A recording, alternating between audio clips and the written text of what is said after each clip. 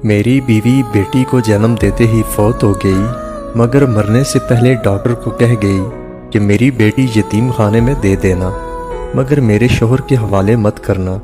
मैं हैरान था कि मेरी बीवी ने ऐसे क्यों कहा, जबकि मुझे तो बेटी की बहुत चाहत थी। अस्पताल वालों ने मुझे बेटी देने से इनकार कर दिया। मैं ज़बरदस्ती बेटी को उठाकर घर भाग आया और सबसे छुपकर उसे पालने लगा। जब बेटी जवान हुई तो एक रोज़ उसकी तबीयत ख़राब हो गई। मैं उसे डॉक्टर के पास ले गया, मगर जो बात डॉक्टर ने मुझे बताई उसे सुनकर मेरी रूह फना हो गई। दिल करता ज़मीन फटे और मैं ज़मीन में दफन हो जाऊं, क्योंकि मेरा नाम यासर है।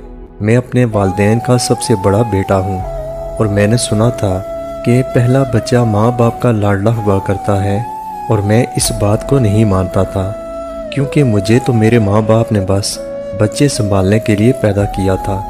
8 साल की उम्र में माँ ने छोटे बहन भाइयों को मेरे हवाले कर दिया। अब्बू अपने कारोबार में मसरूफ़ रहते और माँ अपने कामों में, जो हमेशा घर से बाहर उनके मैके में ही होते थे। जब से मैंने होश संभाला था, रोज़ माँ को घर से बाहर जाते देखा था, और इस बात पर हर रोज़ मेरे माँ बाप की लड़ाई होती।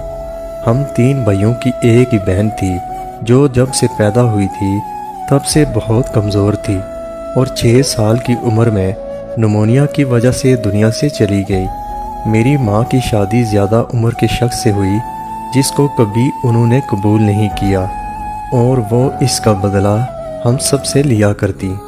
कभी घर की तरफ ध्यान नहीं दिया। माँ को देख देख कर मुझे औरत ज़ात से नफ़रत हो चुकी थी। और फिर एक रात अब्बू ने पहली बार माँ को बहुत मारा कि वो अपने माजी को छोड़ क्यों नहीं देती।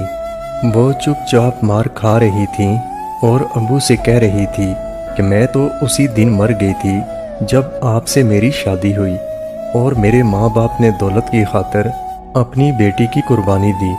मेरे माँ बाप ने ये भी नहीं सोचा कि एक लड़की जिस